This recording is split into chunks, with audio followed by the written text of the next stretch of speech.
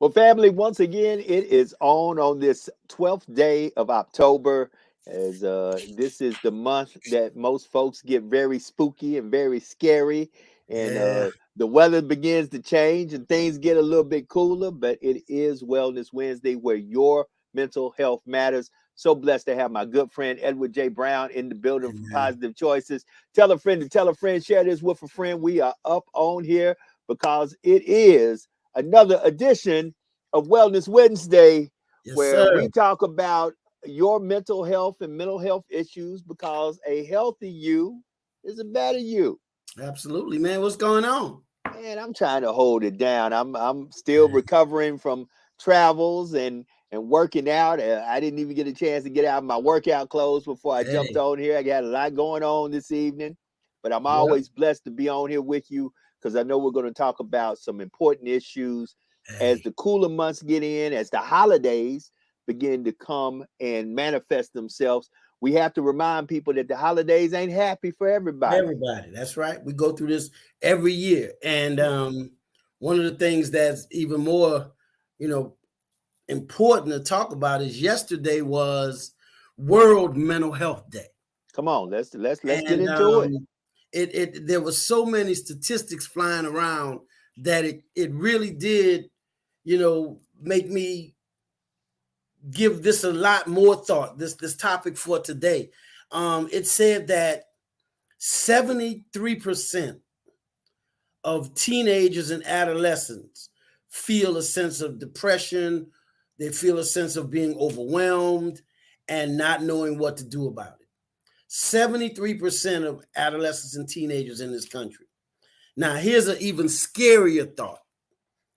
Only 32% of all the mentally ill people in this country utilize mental health services.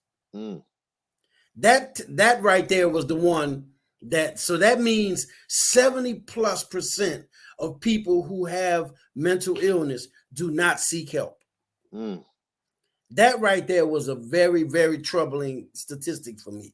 70+% of people do not use mental health services. Wow. So I thought today, considering yesterday was mental health, World Mental Health Day, that we need to not only look at services and the service provision, mode that this country needs to be in, but something that's going to really take two major issues and bring them together for me. One is mental health, and the other one is the political climate of this country. Mm. Okay. Now, you may say, how does one have, an impact on the other? One has a major impact on the other. What I Wow. realized as a mental health service providing agency, the biggest obstacle we come into contact with is not people not wanting to utilize our services. It's the bureaucracy that we have to go through to provide these services to the people in this area that we service.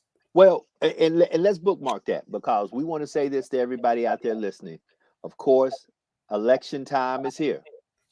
And we want to let everyone know that your vote is your Mm, voice, and your voice has power. I can't tell you who to vote for, how to mm, vote, or what to vote for, but I will tell you this: you need to get engaged, you need to get informed, you need to figure out who is talking about the issues that are relevant to to you. you. You need to Correct. get registered. And not only do you need to get registered, you need to show up to the polls and go vote. Because our problem is, many a time we talk about registration, but we don't talk about participation. And guess what? Amen. We need souls at the polls That's right. pulling levers, because when we show up and vote, we move mountains. Now, you hear this brother and what he's saying. What we're saying is right now, and I have all, because you hear a lot of this now, especially with football going on. I got all the smoke right here if you want it. What we're dealing with as a agency that provides mental health services is you want us to provide these services, but you want us to do it in unrealistic circumstances, under unrealistic conditions. We cannot have, I'll give you a scenario, and I'm going to use, just hypothetical numbers, but you can get the idea of what I'm saying. We've been open now for 25 years. And one of the things that we must have on staff is a psychiatrist, a psychologist, or some type of individual that's a medical doctor and specializing in mental health. If it's a nurse practitioner, she has to be a psychiatric nurse practitioner. It has to be a psychologist or a psychiatrist.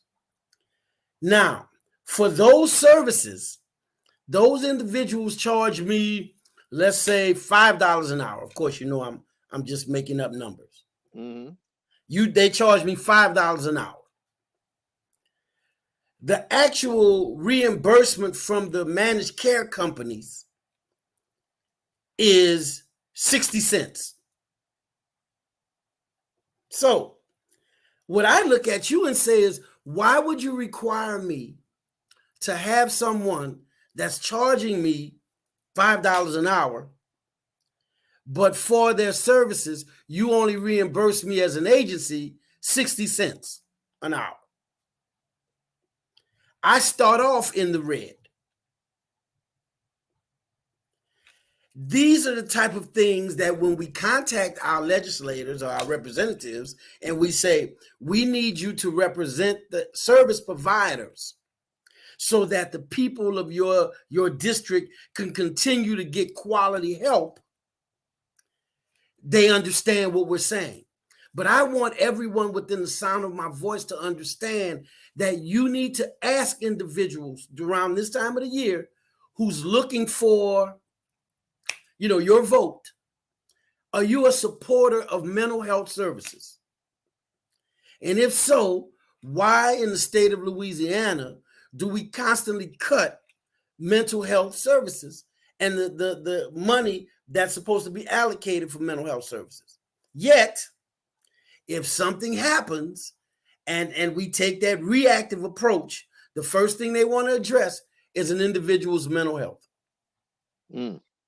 But when you're up there and you're cutting and you're clipping and you're snipping the budget, the first thing we're okay with cutting is mental health services. Now, anyone that's watching this podcast should say, well, that doesn't make any sense.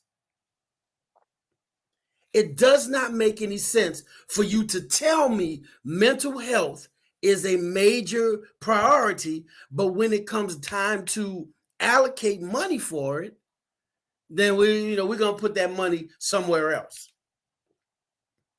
I am so worried. I am so worried as a 30 plus year mental health service provider that we in the state of Louisiana are heading down a very, very, very dangerous road.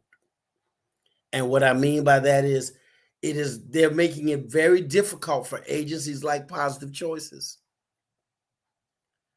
to provide the quality of service we want to provide. See, now that's important. Because if you give me $5 and say, go and I want you to throw me a party. Now, Brother Dupree, I can throw you a party for $5. I really can. But it's going to be a $5 party. Correct. You understand? So if you want us to provide quality mental health services in the state, the politicians, the individuals that's in the ivory tower making these decisions have to allocate the appropriate amount of money for us to be able to provide these quality services. Correct. And that's why your vote is important. You have to ask these individuals, are you a supporter of mental health? Because I'm going to be paying attention how you vote in regards to the money that's allocated for our children, for the homeless, for veterans, for people suffering with chronic mental illness? I mean, you have to ask yourself right now, there's a lot of things going on a wide spectrum. We can start even in high schools right now. Many high schools are being put on lockdown because there are children calling in threats. And Yes. just knowing the mental health strain that puts on younger individuals when they're going to school saying, I don't know if this threat is real, if it's credible. I don't know if somebody's going to try to come and shoot up the school today, like in Uvalde. I don't know if another Sandy Hook is about to happen. And then you got to look at other things that affect your mental health. Right now in the news, one of the biggest news story is Sandy Hook, because the individual who said Sandy Hook was a hoax. $1 billion. Almost got hit with $1 billion worth of restitution he has to make. But just understand this. When a situation like Sandy Hook happens or Uvalde happens, people who have experienced these things, like the people in Florida, and we're going to go there, all of a sudden relive what they went through somebody else going through a school shooting. That's just like when a hurricane hits a major area, people from New Orleans relive Katrina. They relive Rita and Katrina, and definitely they relive Katrina when they see those type situations happen. Exactly. That's why you need individuals you can talk to, because sometimes these bombardments of situations that trigger mental health crisis and responses that are not healthy, you need somebody you can talk to. But watch this: if there's no funding there, if there's no legislation there, if there is nobody who is putting in what is needed to make the services work, you can't access the services when you need it. Politics determine exactly the quality of service we can provide. So if anybody said, give me one sentence on why my vote is important in regards to mental health, politicians and political strategists for these politicians determine the services that we can provide based on the money that they allocate when they do budgeting. Simple as that. So we have to make mental health a priority before something happens, before there's a crisis. We need to make sure, and to address something you just said, every time there's a school shooting, there is a reliving of the feelings and emotions for every parent that had a child at a school that there was a school shooting. So when Uvalde happened, the parents in Sandy Hook relived their issue, their scenario. The people in Columbine, all of these places, and even you and I have grandkids. Every time I hear of a school lockdown, the first thing that I think about is my grandsons. Because we are at a point now where I'm talking to school systems as much as I can. And I said, you don't want to be the next one. Did you think Uvalde thought they were going to be the next one? Come on. They didn't think they were going to be the next one. And you never do. We as parents, every time we hear something is going on at a school, we stop. And our heart rate and our rest, we start to breathe differently until we realize it's not my child's school. Right. Whew. We did something in this country, and we're taking a political tone today, and we normally don't do that. But we have taken a stand for every social issue that we believe could hurt society. In other words, we did when alcohol, there was no restrictions on alcohol. All of a sudden, now we have to regulate and we have to govern it. You can't drink and drive. We put things in place to make sure that If you were going to drink, you had to do it responsibly. Now we had to say no to drugs. Now everybody's been pushing for marijuana to be legal. Trust me, there's going to be sanctions and rules and guidelines and regulations in regards to that too, because you're not going to want your doctor to operate you high on marijuana. Right. You know what I'm saying? You're not going to want your child's school teacher to come in and teach them high on marijuana, your child's bus driver. So trust me, there's going to be regulations. So wait a minute. Let's talk about this from a mental health and from a public information point of view. I think this is something that really people needs to understand. When it comes down to laws changing about the usage of certain drugs, let's call marijuana one of them. Okay. Understand, nothing really changes. For example, it's legal if you are legal age to consume alcohol. Correct. However, you know, Brother Brown, as well as I know, you're not going to, after we get off this podcast tonight, drink a half a gallon of anything and go to work in the morning. Correct. For the following reason, even though it is legal to consume alcohol, you have to consume it in your own private, responsibly in your own private space. Because if you consume it and you get in your vehicle, you're now driving under the influence, or you may be driving drunk. Correct. Okay, watch this. Correct. If you go to work and you're drunk, guess what? Your boss is going to say, I can't have you here. You might be working around heavy equipment. You might be working around chemicals that might kill somebody. I can't have you here impaired.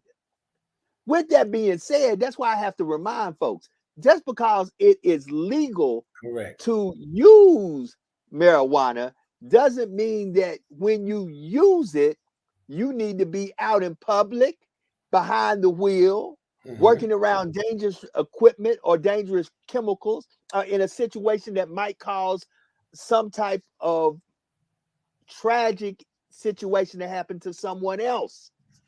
Family, just because it's legal doesn't mean that you can use it and now be out in public all impaired because it's legal. There's going to be guidelines.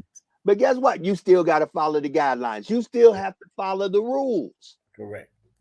Now, with all of that, that comes back to what we took this first half of this hour to ponder and to talk about, which is the individuals that are making such decisions on our behalf. We've come on this podcast every day for almost 2 years, and we've given you the best information we could on how to battle the issues of mental health that may plague you. Well, we're here today to tell you, you have to make an additional step. In addition to reaching out to Positive Choices or whoever your service provider is to receive quality mental health, you have to make sure that these type agencies are still, viable, that they can sustain themselves, they can maintain the level and the standards that they set for themselves. And the individuals that do that are not just you. It's the people that we put in political office. If you have an individual who does not see mental health as an issue, what do you think when he needs to go and sit in his budgetary, is that a word, budgetary committee? Yeah, the budget. Yeah, the budget committee. Right. And he has to make decisions regarding what needs to be cut. People have a fit whenever they feel education is being cut. You see people start marching, teachers start picketing. We need to get that same energy in regards to how and the way people view supporting mental health. Well, let me ask you a question. Come on. Is it even realistic to say you can have 2 mental health counselors for 500 kids? That's not even realistic. But we have some school districts that they don't have one mental health counselor per school, they have two per district. Wow. How can you tell me as a political structure that the mental health of those children matter? So let's also talk about this, and let's Okay. just be real about it. You're in the great state of Mississippi. Mm-hmm. I'm in the great state of Louisiana.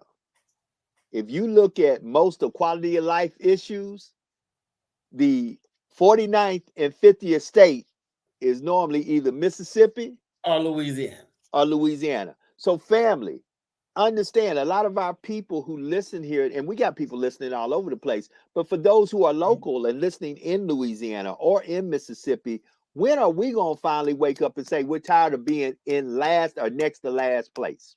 And I'm tired of having people ignore what's important to me. Correct. You know, I tell my students this all the time. You should be insulted when someone looks at you and they say, well, I know you're a Democrat because you're black. That's insulting for this reason. To me, that implies you think I don't know the issues. I'm not a Democrat because I'm black. I'm a Democrat because I find that their views are more in alignment with what's important to me. I'm intelligent enough to know the issues. Not because I'm black, but because guess what? The Republicans don't seem to have the issues that are important to me at heart. Right. That's why I'm a Democrat. So, do I believe in everything that the Democratic Party pushes? No. Do I believe everything that the Republican Party pushes? No. But I'm intelligent enough to learn the issues and how the individuals who are in political office impact those issues that are important to me. Simple as that. So we've taken a turn today, and we've taken more of a political tone in regards to our approach to mental health services today. But it does not eliminate that we're going to get to the point where we say, if you are struggling with issues, seek mental health services. Come on. You understand? Go out and seek qualified professionals to help you. Yes, that's what we're pushing in this podcast.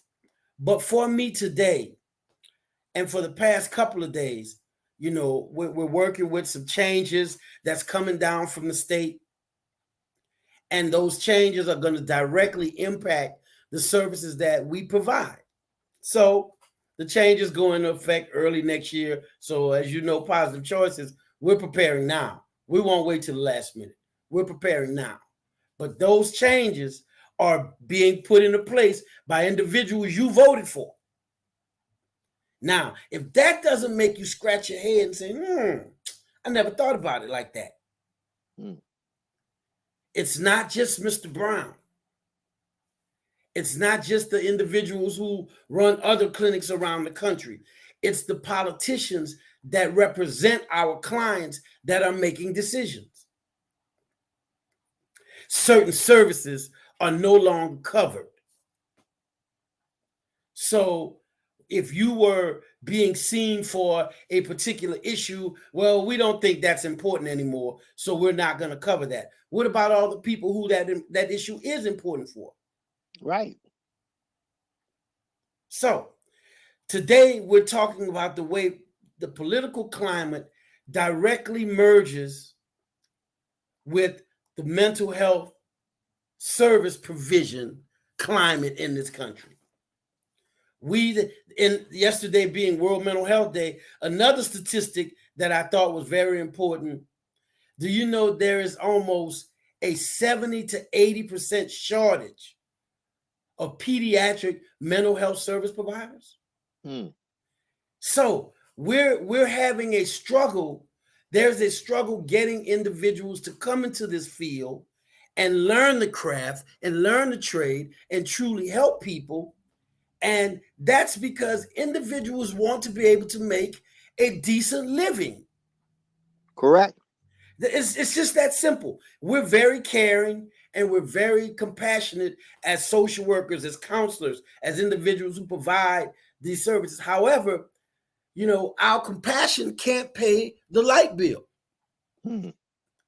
Our commitment can't pay, our car notes, our mortgages. So what we find is individuals who truly want to be in this field having to say, I don't know, tech seems to be where the money is.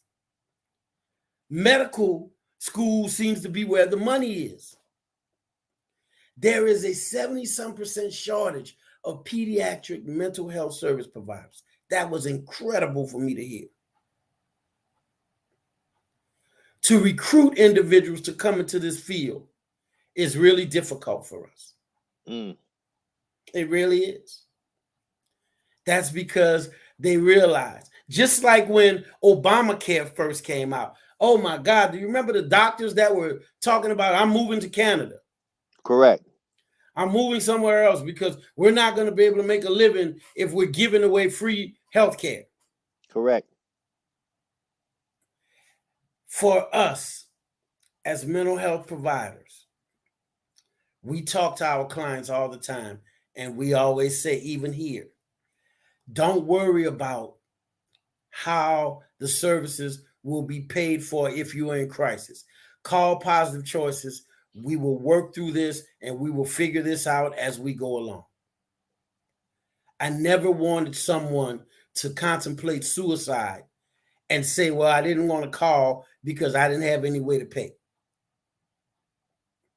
If we cannot provide the services to you, we can link you up with someone that can. But we have never turned a person away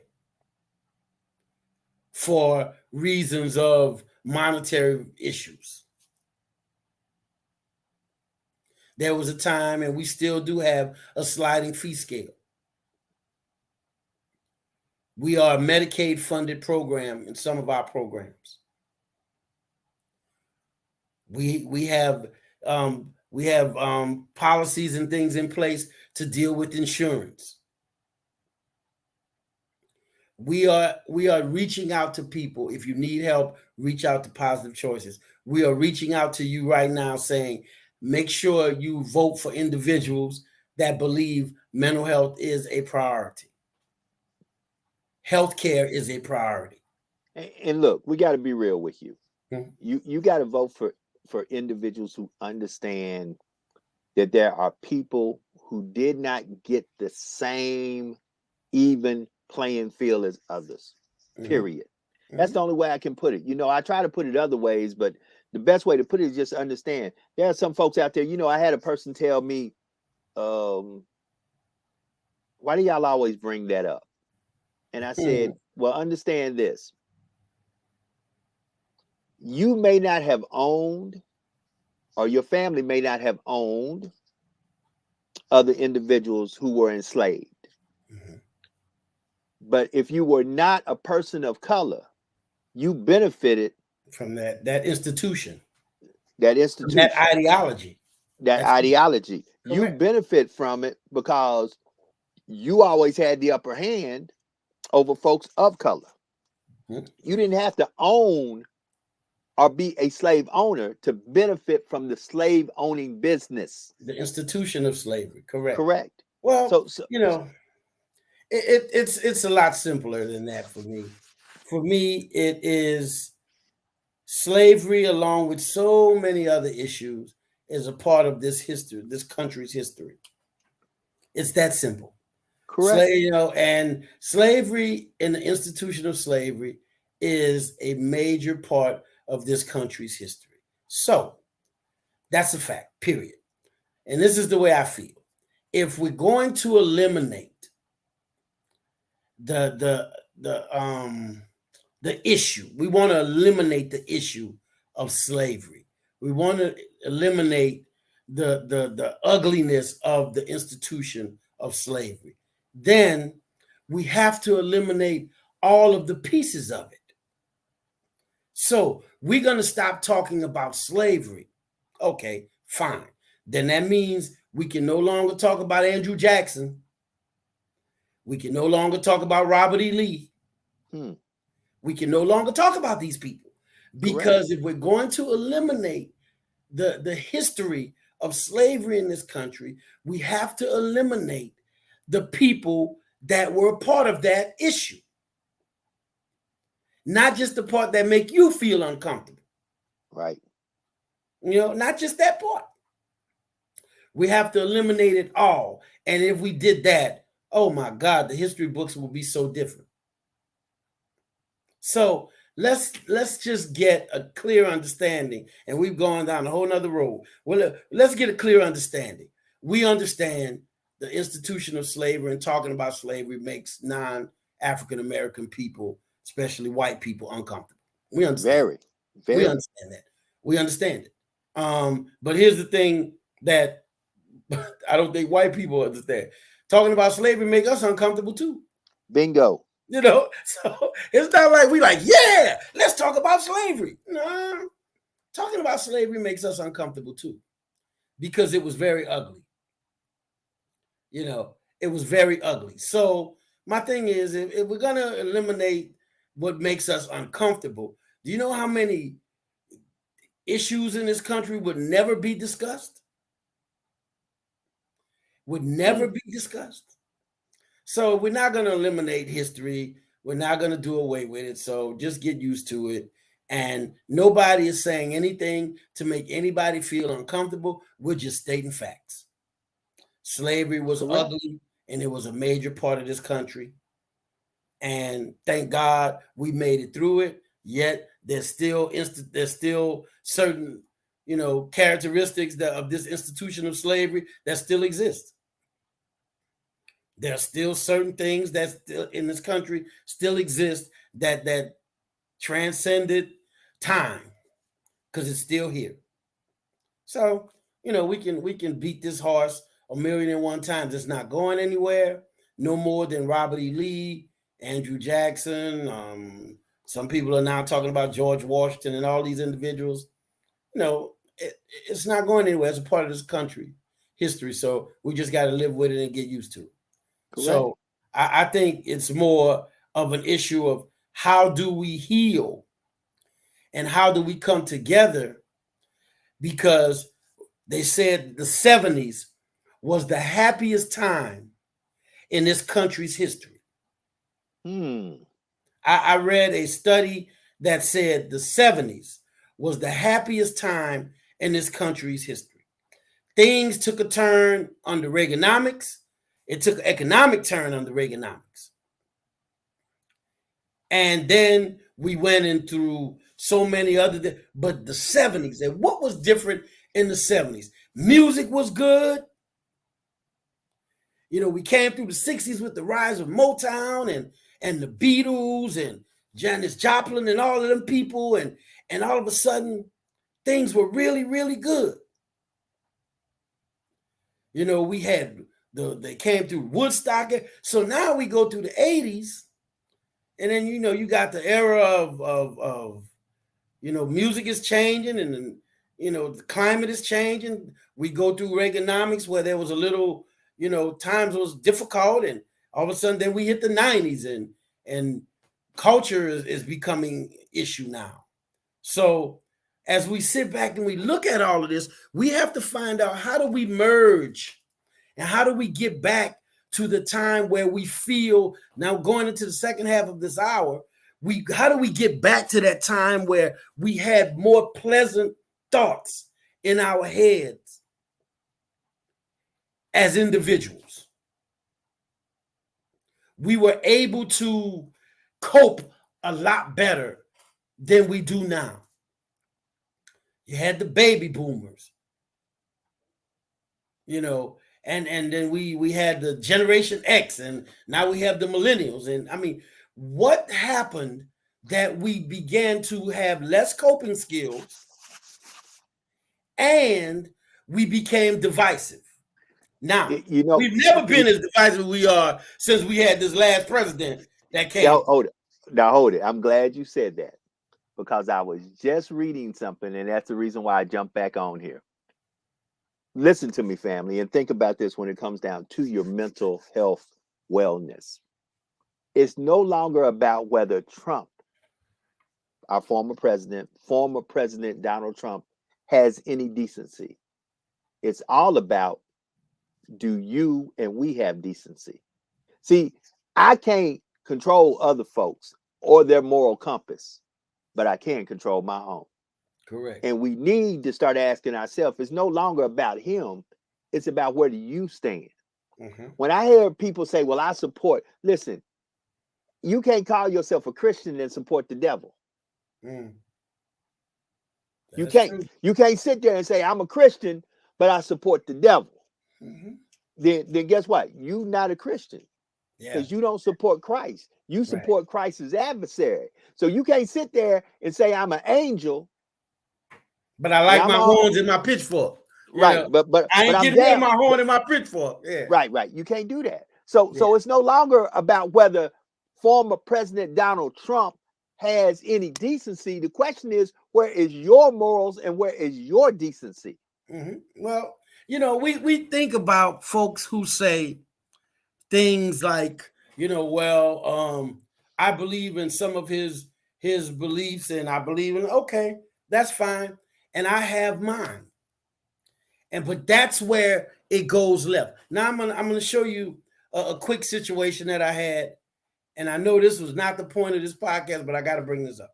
I was walking and I had a shirt on one day, because everyone who knows me know I have a t-shirt addiction. So I had on a t-shirt, and it was actually all of the Marvel characters, Thor and all, and they all had they fists raised, and in the middle it said Black Lives Matter. So I'm going down the aisle, and the guy comes towards me and he's mean mugging. I kind of look at him and he look at me, we pass. I go on the next aisle, and just so happened, here he comes on the next aisle again. And he finally said, all lives matter. And I looked at him, I said, you know what?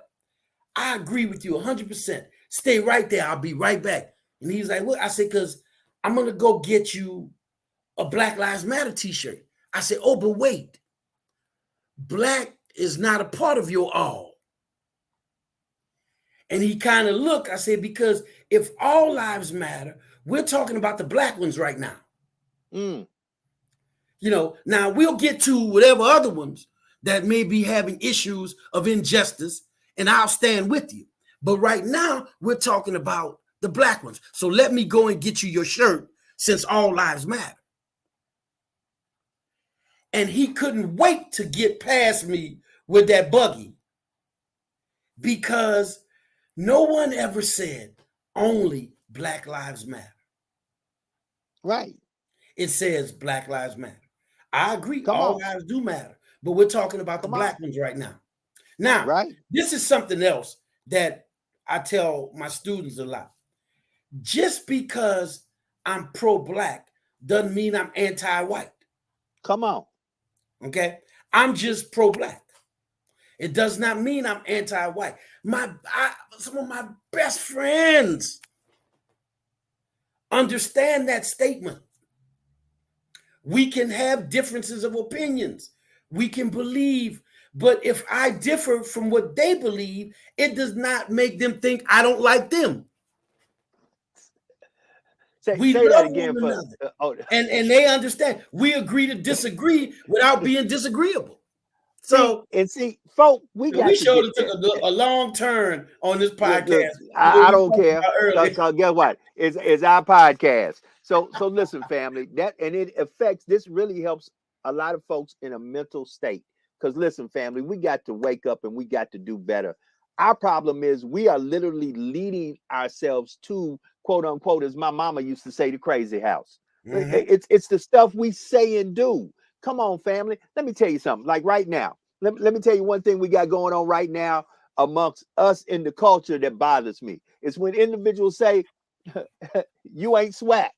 Yeah. Well, if I ain't swag, who is swag? Then who is swag? hold on. So let me address that because somebody been asking me. I done been on a few podcasts. I done been on ESPN. So let me address this on my own podcast here with Positive Choices because some people need this for their own mental health. Listen, you can be wrong and you can be right. At the present moment, I don't have a problem with an individual who's right or wrong because to me, both of them were wrong. First of all, let me say this. You can't tell young men that you're coaching to act like adults if you're acting like a child yourself. So let's bookmark that. Okay. Period. Let's make something real noted here. If you got a problem with the individual, guess what? You can reach out to that individual one-on-one away from the cameras and let them know. But understand, this is bigger than you. This is bigger than A State and it's bigger than J State. Exactly. It's much more it's bigger than the A and the J. Yeah. So let me say this. First of all, Eddie Robinson Jr. has no relationship to Eddie G. Robinson. So let's make that real clear. That's not Eddie. That's not the Grambling State University legendary coach's son in any shape, form, or fashion. Okay, now that we put that to rest. All right. First of all, the coach of Alabama State needs to completely understand when you're going up against the Deion Sanders, who has been media jocking, trash talking for 2 years now. Forever since he was at Florida State. You ain't gonna win. You hold it. You hold it. Even if you were right, you ain't gonna win. Here's why you not gonna win. Because that brother knows how to be a salesman. Like he said. Look, man. We sold the game out. Have you ever sold out your homecoming? No, well, I did my job. And I'm here to motivate. I'm here to uplift. I'm here. And guess what? I believe Deion is here to do all that. Because at the same time that Deion Sanders was playing that game in Alabama State, I was in Prairie View, Texas with the Southern University Jaguars. And I spoke to a person at Prairie View that was like, I can't stand Deion. I said, you can't stand him because he ain't your coach. If he was your coach, if he was here at Prairie View and he was doing the same thing that he was doing at Jackson State, you would be in love with him. See, we try to tell folk that everybody love a winner. No. Everybody hate on a winner. Because down deep inside, if that winner ain't your winner, you hating on them. Prime example, all my Cowboy fans out there. At the beginning of the season, when Dak went down, people started saying, the Cowboys ain't going to be nothing. Now, the Cowboys ain't lost nothing. Now, folk who hate the Cowboys. But the Cowboys got 5 rings. Does your team have 5 rings? Last time I checked, there's only one team that got more rings than the Cowboys, and that's the Steelers. The Steelers got 6 rings. Okay, so hold on. Let me be real with y'all. Stop talking about y'all love winners. Y'all don't love winners. Y'all love winners when the winner is your winner. Correct. Because if the winner ain't your winner, you always finding a way to hate on the winner that ain't your winner. You always have a way to say, they cheating. They did this. They did that. They did this. No, wait a minute. They winning. Hold up. And if they were your winner, you wouldn't be saying that. So stop, family. Deion Sanders, I got all the respect in the world for what that man, Coach Prime, is doing for HBCUs. He has brought back the unmatched. Of the HBCUs. He has brought back what the 3 pillars of the HBCUs tried to do. It's really more than 3 pillars because you can go back to A.W. Mumford and some other coaches. There's a lot of great coaches that have came through the SWAC. Now, Coach Prime will go down in history as one of those coaches that came through the SWAC and has been a great coach because you got to give the man the credit for what he is doing. He is winning. And guess what? And he's bringing light to the talent. That's what he's doing. Hold it. Yeah. And he's making individuals who normally wouldn't even look at an HBCU say, I can come to a HBCU and I can win. I can also be productive and be seen by the NFL and be a viable player to leave from this school and go to the NFL. Now, let's stop right there. I'm going to say this and I'm going to turn it back over to you because I don't want this podcast to go far left. Because that's why these kids wasn't coming to HBCUs because they wasn't getting exposure. Now they're getting exposure. So let me stop right there for those who don't know football. For those who know football, let me tell you something. If you ever get the opportunity in your life and people tell you, well, nobody knew about an HBCU until Deion show up, tell you where you need to go one day. you need to take a trip to the Eddie Robinson Museum at Grambling State University and just walk in there and look at how many individuals who graduated from Grambling State University went to the NFL long before anybody knew who a Deion Sanders even was. That's right. Just do that. So go in there and look at all them jerseys from the NFL with all those players that from one school, the Grambling State University. And then take yourself down the road to Baton Rouge and walk inside there and start counting jerseys and see, and you'll say, wow, this, they might have a few more, but they got some great people. There were great people who have went to the league long before Deion Sanders was even known to anybody. I can name a Jerry Rice. I can name Walter Payton. I can name a Walter Payton. Doug Williams. I can name a Doug Williams. Harold Carmichael. I can name an Aeneas Williams. Okay. I can Mel Blount, Harold Carmichael. For my Cowboy fans, I can name a Dupree. I can name an Emerson Walls. I can name some folks. So hold up, y'all. Stop acting and then stop and let's be real about something. Now, something for all my Alcorn Brave fans that might be watching, because this man is a professor at Alcorn, Professor Edward J. Brown. There was a great man that was at the reservation. His name was Steve McNair. And I'm starting to hear Shedeur Sanders' name and Steve McNair's name get mixed up in the same conversation. Well, here's what I want Shedeur to do. I want him to sit down on the bench for 4 games. And let's see what his numbers look like. Because the last time I checked, I'm a football man, hold it. But the last time I checked, that year that Steve McNair got put up for the Heisman Trophy, if I recall right, he wasn't the starting quarterback for Alcorn. Correct. Okay. So maybe somebody need to do a little research and understand something. Steve McNair and Shedeur Sanders, and it's 2 different times. Steve McNair and Shedeur Sanders are both great quarterbacks, but there is no comparison in the two. Because guess what? Steve at his time was a maverick. Yeah. Shedeur is right now a maverick because give it up to his father, Coach Prime. Coach put Prime a team around him to a place to be successful. And guess what? If everybody watching this would really be real about it, you want people around you who will position you to be successful. That will give you great mental health, because then you don't have to worry about, are these people here with me or not with me? I will turn it back over with Brother Edward J. Brown with this comment. Remember this: everybody clapping with you ain't clapping for you. Brother Brown, the floor is yours. And that's one of the things I think we should keep this energy going, because that goes back to what we started talking about. Everybody is coming and they're smiling at you. It's this time of the year. We got midterm elections coming up. Everybody's clapping at you. But once the lever is pulled, will they be clapping for you? You have to look at, when we start looking at the comparison of Shedeur and Steve McNair, they're at different times. I understand what they're saying about this brother. His numbers should put him in the consideration. It should. That's what they're saying. It should. And I agree with that. It should. And he's not being considered because, now this came from Deion himself, because they are going to say things like, well, look at the caliber of talent that he's playing against. Well, obviously the talent is enough to make you chase their coach, because there's been a couple of schools talking to Deion about coming to one of these Power 5 institutions. That part.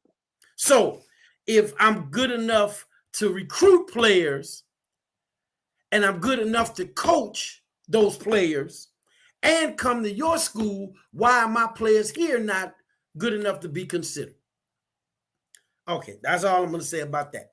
We have to start looking at. Hold on, and let me say this. Let me say this to compound on that. Understand this. Last year, I give my hats off to D. Jackson State University for being undefeated in the SWAC champions. I wish they had beat South Carolina State in I do the too. I believe it's the Celebrity Bowl. No, wait a minute, not the Celebrity Bowl. And In you the got a bowl book. right in the bowl in Atlanta, so that we could really have It been used to be the in the Celebration Bowl. Celebration Bowl. That's it. I'm sorry. So, but let me say this: if he don't go undefeated this year, if he don't, because there's strong possibility Alabama State should have beat him, but they didn't. And at the end of the day, he did what a champion does. He made the Mhm. adjustments necessary that when they were about Correct. to beat him, look like he did what he needed to do to win. Mhm. So that Mhm. makes him a real champion. If he goes undefeated again this year, he's got two back-to-back undefeated seasons where he goes to the Celebration Bowl. At the end of the day, give the man his props. Give the man his props. You're mad because he's winning. You Mhm. mad because he has got the finesse and he's got the know-withal to bring individuals who normally wouldn't even look at an HBCU to To show up coach. at an HBCU and say, I not agree. only am I going to come here, I'm going to play here and I'm going to be productive here. Guess what? If anything else, a lot of you coaches need to start mimicking exactly what he is doing. Or ask yourself, why are you not as charismatic as he is to bring individuals to your program that will say, I will be here and play for you, and I will represent this school, and I will win. Like I said, everybody loves a winner when the winner is your winner. Right. Right. Well, I'm gonna go on the record and say he won't go undefeated because Jaguars are coming to Jackson, I almost and made the Jaguars hat. I was yeah, and I'm hoping that we handle business this weekend. You know, because I tell people all the time, you know, I never really had anything invested in any other school but Southern University. But as an instructor at Alcorn, I really got to know, and I know a lot of the players because they take my classes, and I tell them I root for y'all every week, except the week you play my Jaguars, and that's Mhm, just the honest truth from me to you. You know, mhm. so this week I will be rooting for my Jaguars to defeat the Braves, and I'm glad we playing on the bluff instead of the reservation. So we hope that we can play like we played the past week because we were clicking on all cylinders. So I just hope that's kind of a way that we're gonna go out the rest of the season. So as we come to the close, we the last 8 7 8 minutes of the podcast. You know, no matter how many topics, because it's hard to contain this podcast to 1 hour and stay on one topic. But if you didn't get anything else today, know that the quality of mental health services that you get is very important. If you are struggling with issues right now and you are dealing with life's, struggles and you feel you need someone to walk through this journey with you, contact Positive Choices. We're here. You see it on the screen now, positivechoicescounseling.org. You can go to the website and it has information that you can use to contact the office and make sure you can set up an appointment. We if you don't have to be in come to the office. We do telehealth. I just want you to feel comfortable picking up the phone and making that call. That's why we come on here every week so that you can get to know me and you can get to know how committed we are to quality service and feel comfortable if by chance you ever need to call Positive Choices for help. The other thing I wanted to talk about today was the importance of knowing that your vote matters in regards to the people who represent you in the House and in the Senate. You cannot allow someone that you do not know, someone you didn't get to know, you didn't research if it's read or use the World Wide Web to know what's important to them. Get someone that has your best interest in mind. And what that means is find out if what's important to you is important to them. It's that simple. Is what's important to me important to you? Because then you can have my vote.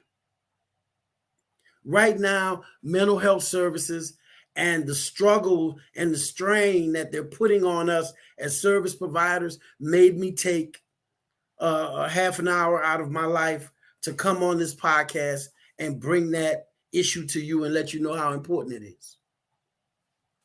It's important that you know these people are making decisions that's impacting your community.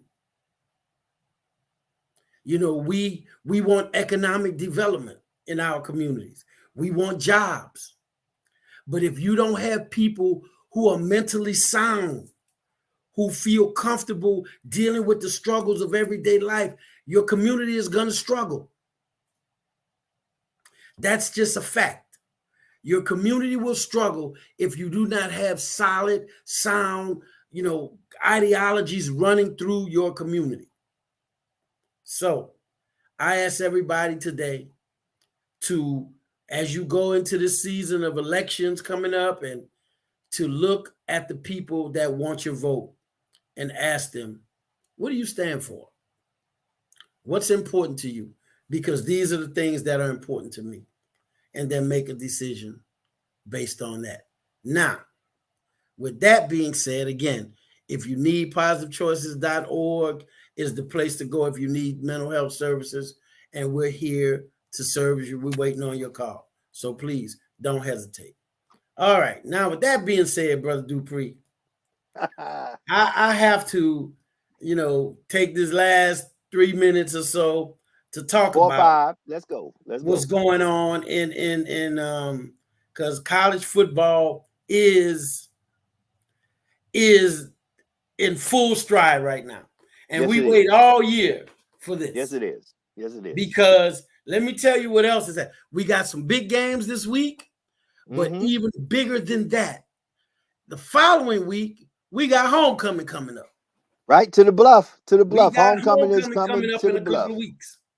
That's correct. And people realize if you are not a student, an alumni of an HBCU, you cannot understand the importance of rivalry week and of homecoming. Correct. Now I'm gonna tell you Grambling-ites something. Right, watch yourself now. Watch your tone of voice when you say that. I'm gonna step on a few toes with this one. It's not intentional, but it's just a fact. And you may be able to echo this because you in the Southern University family, you just adopted. We adopted you. I'm a son of Southern. All right, for real. So I am a son of Southern. Right. Grambling has not been our biggest rivalry for a number of years. This is true. The Bayou Classic is on TV and all of that, but the attendance had fallen off because Grambling wasn't our biggest rivalry. Correct. It was them doggone Braves and them Tigers. Those two games. And now you got to throw FAMU into the mix. Correct. So Alcorn, Jackson State, and FAMU has been much bigger rivalries for us than Grambling for the past 10 plus years.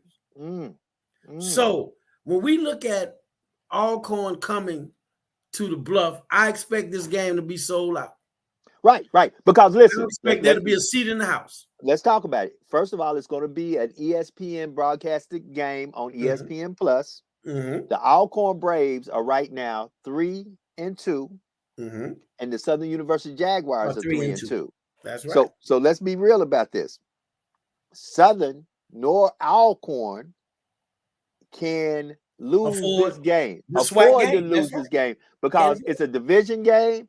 And probably who wins between these two teams will be the one who will represent the West to play against whoever is the champion in the East. And right now, the champion in the East has already been clinched by Jackson State. To be exact, whoever probably wins between Alcorn and Southern will represent in the SWAC championship game to play against Jackson State, who is 5-0, because Jackson State hasn't lost a game yet. Now, speaking about the G-men and Prairie View was 3-0 in the SWAC last week. Right, they got their first SWAC loss. Let's talk about the G-men at Grambling. The G-men at Grambling record right now is 1-5. Horrible. However, it is times like this that when that Bayou Classic show up, a whole different Grambling shows up to play Absolutely. Southern. Absolutely. And Southern normally, when Mhm. Grambling is having a bad year, they get beat in the Classic by Grambling. Absolutely. That's So right. guess what? Last year. Yeah. Every game counts. That's right. And every You know, game you got to walk in there as if your life depends on it if you are a Southern University Jaguar. That's all I got to say about that. One of the good things about the realignment of the West is that it took that Alcorn always being at the top of the East, and now you add it to the West. So now you have the powerhouses in the SWAC in the West. You got Right. Southern, you got Alcorn, and Grambling. You right in the West now. So I told my Jackson State people, I said, nah, I would never wish anything ill on anybody because I always wanted to beat people when they was at their full strength. Correct. But I look at it this way. If by some chance Jackson State, let's say worst case scenario, Deion leaves and 5 years from now, all the recruits are gone or whatever.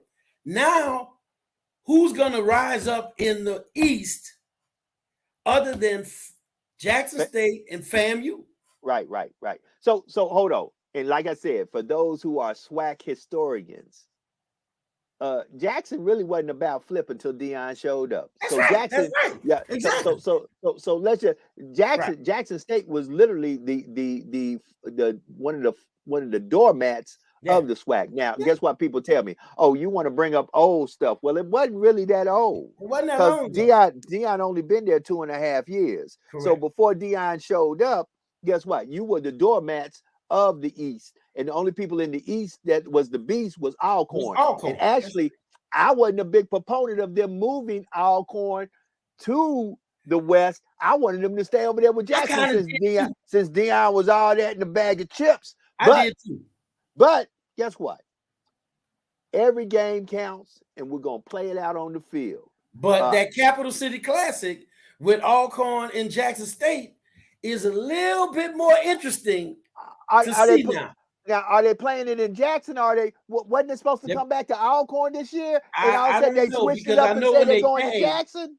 When they came, they wasn't happy because Jackson said it wasn't enough seats for their people. And so I think they offered Alcorn some more money to keep it. And but here's the thing I always say, especially about Southern. I was never a supporter of giving up your home because you remember we had them 3 years in a row where the Jags played Alcorn. Played Jackson and Jackson. Correct. I said, how you give up home field advantage 3 years in a row? Correct. But when you look at those two teams, you got to look at that stadium. That stadium holds 68,000 people. Well, and when Southern and Jackson State play, it's sold out. Didn't Jackson just get with the city council and now they're getting funding for their own stadium, so they will no longer be at Veterans Memorial, better known as the HBCU Horseshoe? I didn't know that they had made I know Deion was pushing for Jackson to get their own stadium. I don't know if they voted on it or not. I just saw the story where he was pushing that Jackson needs their own stadium. Well, I got to give him. Listen, I'm applauding Deion. I'm applauding everything that he's doing for his sons. I'm applauding everything he's doing at J State. I'm applauding everything he's doing for HBCU and for the culture. So, with that being said, though, when we show up, and I don't care whoever the we is, the we can be my G-men from Grambling. We showing up to try to put a whooping on you. Now, if you beat us, I'm going to give you your props, and he's already beat Grambling. So now you beat Grambling, cool. Now you got to deal with the Jags because we coming. On the 29th of October, we're going to be in the building. And guess what? We're not coming in the building just to sit there and go lollygally. We coming in there to do one thing and one thing only, walk away with a W. So and I know people don't want to hear this, but I say it all the time. I really don't care about the band battle of the bands. I'm a football junkie. Come on. I want to, because I don't stay for the fifth quarter. I watch the halftime show, but I have a bigger smile on my face if we win the game and lose the battle of the bands. That's me. I want to win the game. So, Jackson, we coming. Alcorn, y'all travel safe to the Bluff, and don't be too mad when you got to go on back home with that L. But, We always say it around this time before we close out. If nobody else told you today, we love you. We'll see y'all next week. Peace. Go Jags.